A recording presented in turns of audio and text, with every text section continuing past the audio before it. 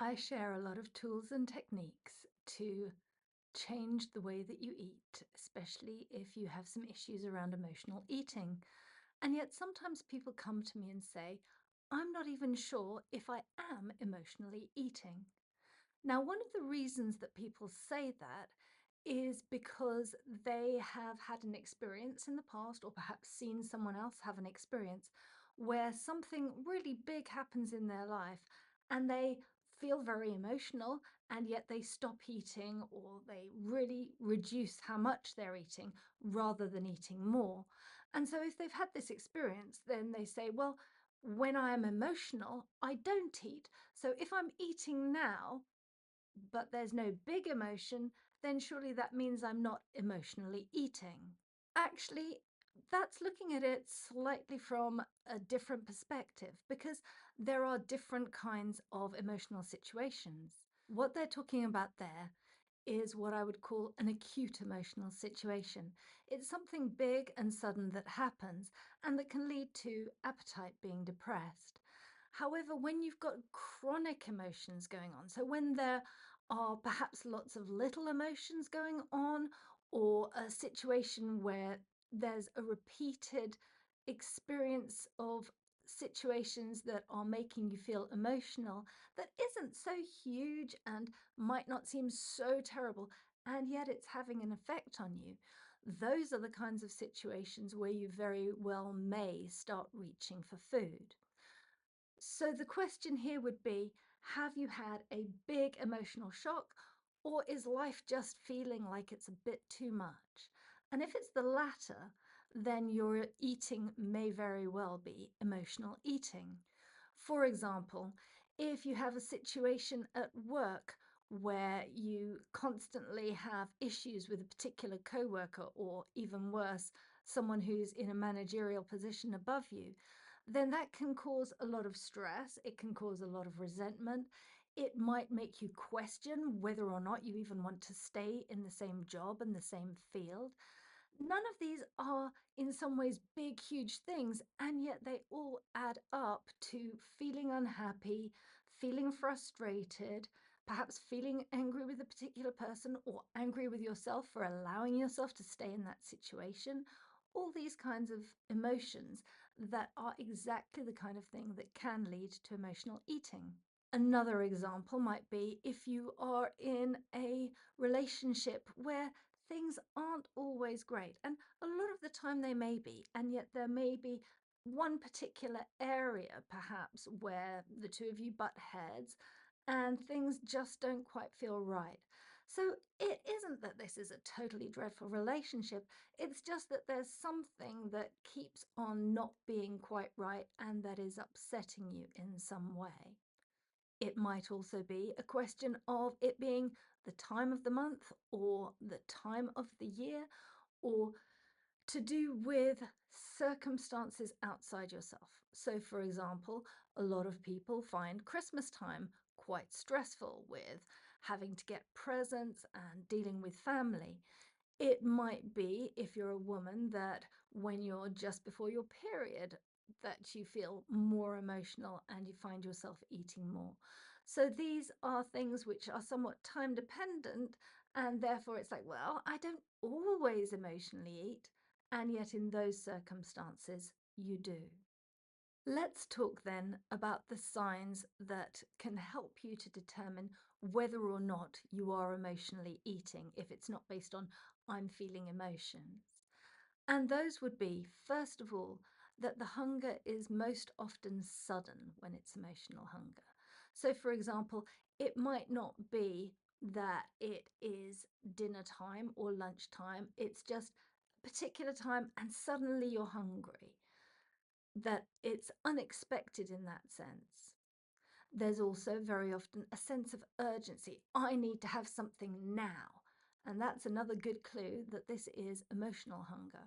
Another aspect is when it's very specific. So it's not just, I'm hungry, I want some food, but rather, I want a biscuit, or even more specific, I want a jammy dodger, or I want a bourbon cream, or I want something from Ben's cookies, or whatever it might be. So it tends to be very specific to a particular kind of food, and perhaps even to a specific item of food, a brand, a particular flavor, whatever it might be. That kind of specificity is a really big clue that this is emotional hunger and not physical hunger. Another strong indicator that we're talking about emotional hunger is if you eat to excess. If you can tell yourself that you're not really hungry, you're feeling full, you might even feel a bit nauseous or certainly feel bloated or just, I really don't need any more, and yet there is still that craving there. Another clear sign of emotional hunger. And finally, and very importantly, there's very often guilt associated with emotional hunger. Feeling bad about what you want to eat, feeling bad about the fact that you have eaten, feeling bad about the fact that you are even thinking about it. So, if there is guilt associated with what you want to eat, when you want to eat it, how you plan to eat it, or the fact that you have eaten it, that once again is a good clue that this is emotional hunger that we're looking at. If you've decided then, based on this, that yes, this is emotional hunger, the next question is going to be why? Why am I eating? And part of the answer is in the name, it is emotional eating. So there is some kind of emotion going on in you that is driving you towards eating in this way. But the next question there is what is the emotion that is behind it? Sometimes people are very clear on that, like, had an argument with the boss, I'm feeling really angry. Anger is the answer. Other times, you can maybe figure it out. Had an argument with my partner, I'm feeling really sad that at the moment we're not feeling kind and loving towards each other. Sadness is your answer. Other times, you may not be really clear on what the emotion even is that you're feeling. And that can be for a number of reasons. One of those is that you just are not that in touch with your emotions, with your bodily sensations. And that could be related to past trauma, which leads you to be more dissociated as a general rule, so that you find it harder to connect and understand your emotions. Another possibility is that there are actually a number of different emotions going on all at the same time. So it's hard to untangle those and understand what the different emotions are and therefore do something about each of them.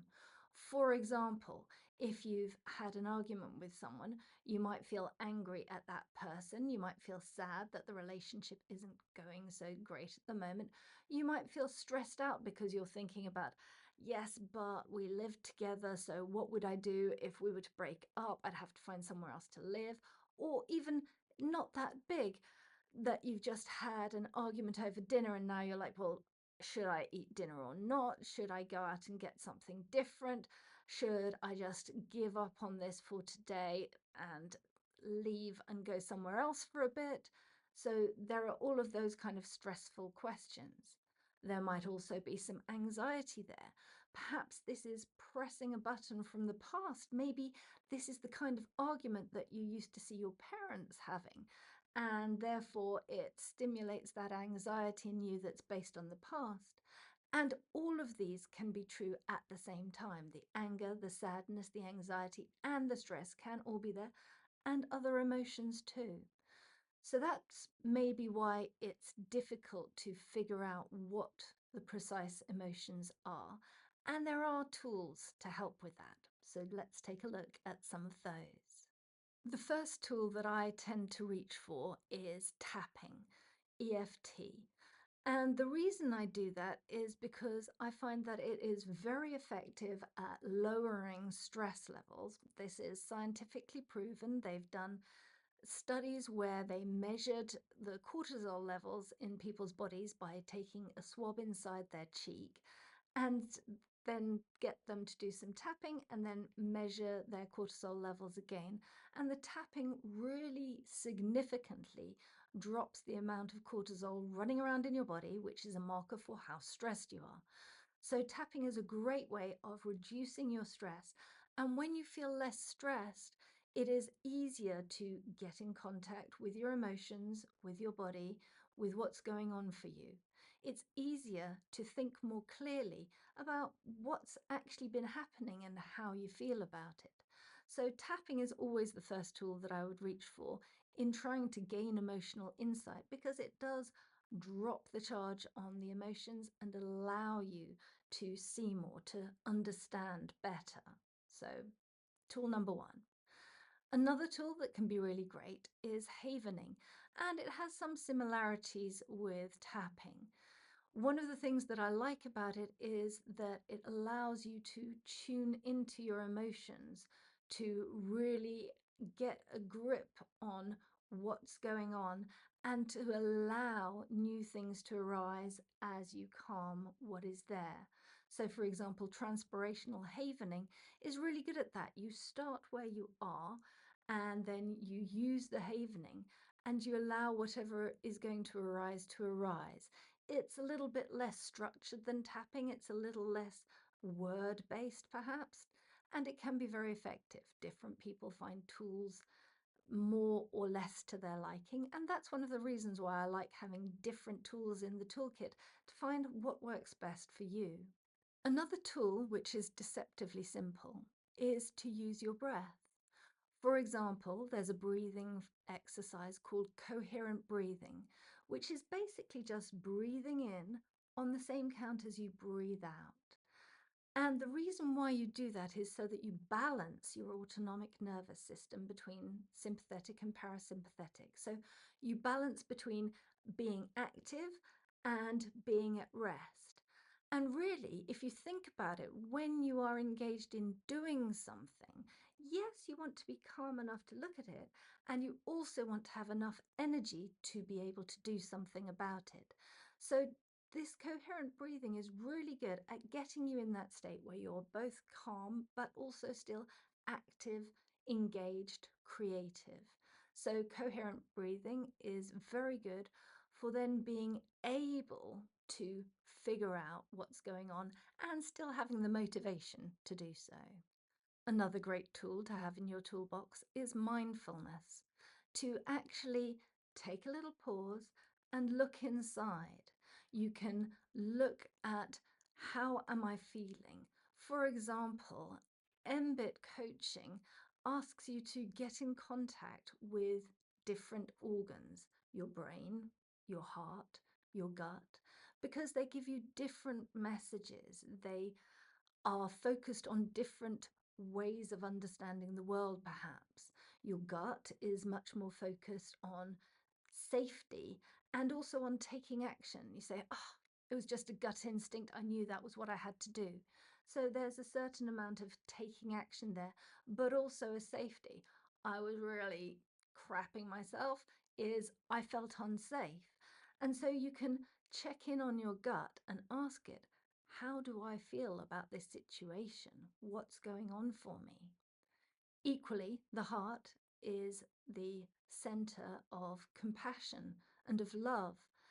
So, if you want to get in touch with what do I care about here? What's going on for me? What's emotionally pushing my boundaries, perhaps, then you could take a moment and ask your heart.